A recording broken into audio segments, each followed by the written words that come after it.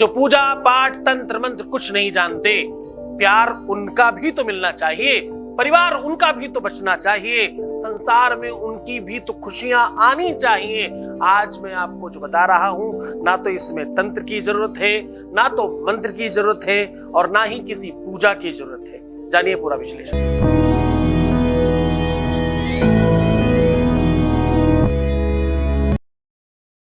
शादी हो नहीं रही हो या शादी चल नहीं रही हो, शादी मनचाही करनी हो या शादी से संबंधित किसी प्रकार की दिक्कत आ रही हो, लव लाइफ में समस्या हो या पारिवारिक या रिलेशनशिप में समस्या कैसी भी हो, समाधान सीधा एक है। सारी की सारी चीजें यथावत कंटिन्यू है, क्योंकि यहाँ गीता, वेद, पुराण, शास्त्र, उपनिषद बड़े बड़े ग्रंथों पर रिसर्च हो रहा है और वो रिसर्च सीधा आपको साझा किया जाता है।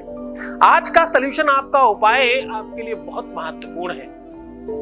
जिसे तंत्र मंत्र पूजा पाठ नहीं आता, जो सामर्थ्यवान नहीं है, जिसके पास पैसे नहीं है, जिसके पास वो व्यवस्था नहीं है, जिसे शायद हो सकता है उतना नॉलेज, उतना ज्ञान भी ना हो, वो क्या करे? क्या उसका परिवार, उसका संसार, उसका प्यार, उसका रिलेशन नहीं बचाया जा सकता? हाँ, बचाया जा सकता है। आज का उपाय इन सब चीजों से इतर हटकर, यानी अलग हट करके है। न जानामि योगम जपम नैव पूजां, न तो हम सदा सर्वदा शंभुतुभ्यं, जरा जन्म दुःखो धता तप्यमानं, प्रभो पाहि यापन नमामीश शंभो। परमात्मा शिव की कृपा से आज उन सब लोगों का काम होगा जिनकी सामर्थ्य नहीं है, जिनके पास बहुत सारा धन नहीं है, जो विवश हैं, जिनके पास तंत्र मंत्र पूजा पाठ अनुष्ठान की कोई जानकारी नहीं है। आज सिर्फ एक छोटा सा सलूशन आपको आपसे जोड़ देगा, आपको आपकी व्यवस्थाओं से मजबूत कर देगा। आपको कुछ नहीं आता, एकदम चलेगा। आपको कोई भी चीज नहीं आती, कोई समस्या की बात नहीं है। आपको 5 सुपारी और थोड़े से चावल और हल्दी, मात्र इन 3 सामग्रियों से आपको कुछ भी नहीं आता होगा, तो भी साहब, विवाह में अगर आप थोड़ा सा पीछे चले जाएं, थोड़ा सा समय काल के पीछे झांक कर देखें, तो आपको पता चलेगा आपके बाबा, आपके पिताजी के पिताजी इत्यादि के समय की बात अगर मैं बात करूं, या सीधे सीधे बात करूं आज से 10, 12, 15, 20 साल पहले की, उस समय में लोग हल्दी और सुपारी भेजा करते थे संदेश के रूप में।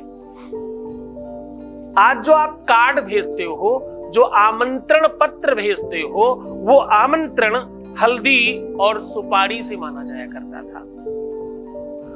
लोग जान जाते थे सुपारी गई तो किसका विवाह है और हल्दी गई तो किसका विवाह है। एक सामग्री लड़की में और एक सामग्री लड़के में जाया करती थी। लोग समझ जाते थे किसका विवाह है। हल्दी है तो किसका है, और सुपारी है तो किसका विवाह है। और साथ में रंगे हुए कुछ चावल जाते थे।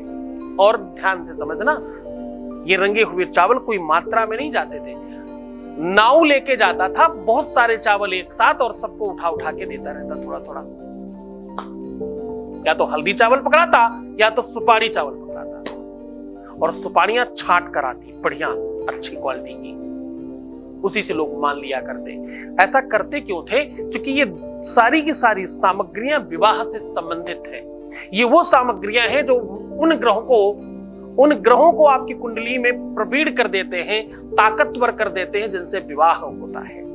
देखिए, हर चीज के पीछे एक बड़ा विज्ञान है, हर चीज के पीछे एक बड़ी साइंस है।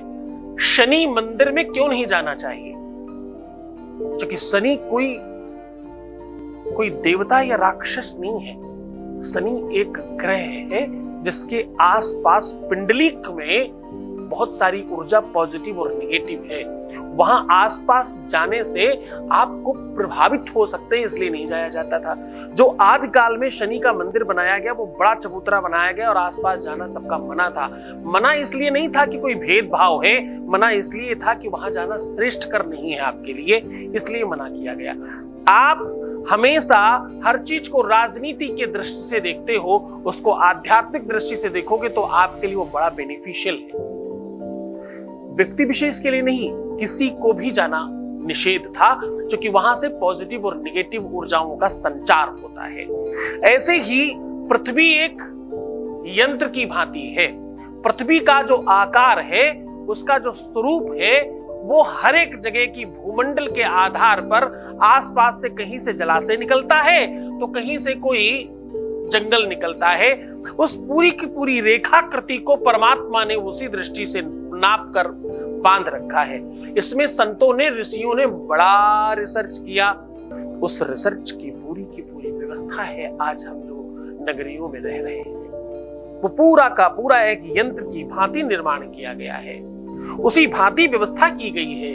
इसमें से एक ऋषि लेकर के ऊपर से गंगा है कि आपको इस दिशा से इस दिशा तक ऐसे चलना है, ताकि उसे बांटा जा सके। कि एक आध नदियां नहीं है ये साथ में, ये सारी बहनें एक साथ आ गई। उस पूरी की पूरी पृथ्वी को वैसे ही रेखाकृत करना था। इसलिए गंगा, जमुना, सरस्वती, नर्मदा, ताप्ती, चंद्रभागा, कावेरी, उपेशनी, कृष्णा, भीमवती, तुंगभद्रा, ताम्रपर्णी, विशालाक्ष्मी, चमृति, कौशिकी, गंडकी, जाने कितनी नदियां एक साथ आई। और सारी नदियों ने जमीन पर, भूमि पर, पृथ्वी पर, धरा पर एक पूरा का पूरा रेखाकृत किया, एक रेखांकन कर एक यंत्र का निर्माण किया। जरा समझना, ये पूरी की पूरी एनर्जी और एक पूरा सिस्टम है। ये सब क्यों बता रहा हूं तुम्हें? ये सब तुम्हें इसलिए बता रहा हूं, तुम उसी धरा पर रहते हो जिस धरा को यंत्र के रूप में माना गया है। भारत वैसे भी विश्व का सबसे मूल्यवान यंत्र है, बस उसको अपनी खुद की एनर्जी पता नहीं, बस इतनी सी बात है। आज लेकिन हम इन सब बातों से अलग हटकर आपको कुछ सिखाने आए हैं। ये जो सामग्रियां हैं, ये अपने आप में एक यंत्र है। ये जो सामग्रियां हैं, ये उसी धरती से उसी रूप में निकाली गई हैं, उसी रेखाकृति का अपना एक समूह है। एक जलाशय के पास पाया जाता है और एक जंगल में पाया जाता है। एक जमीन के बिल्कुल ऊपर से आता है और एक जमीन के बहुत अंदर से आता है। ये सब बिल्कुल पूरा का पूरा एक समीकरण है। हर चीज के पीछे बड़ा रिसर्च है, इसलिए इन सामग्रियों का समावेश कर उपाय प्रारंभ किया जा रहा है। आपको करना यह है, सुपारी आपको उतनी लेनी है जितने आप सालों के हैं। अब आप कहोगे मैं अगर 30 साल के हूं तो 30 सुपारी लो, नहीं, हर 10 साल पे एक सुपारी, जितने भी आप साल के हैं। अगर आप 20 प्लस हैं तो 3 लीजिए, 20 के अंदर हैं तो 1 लीजिए।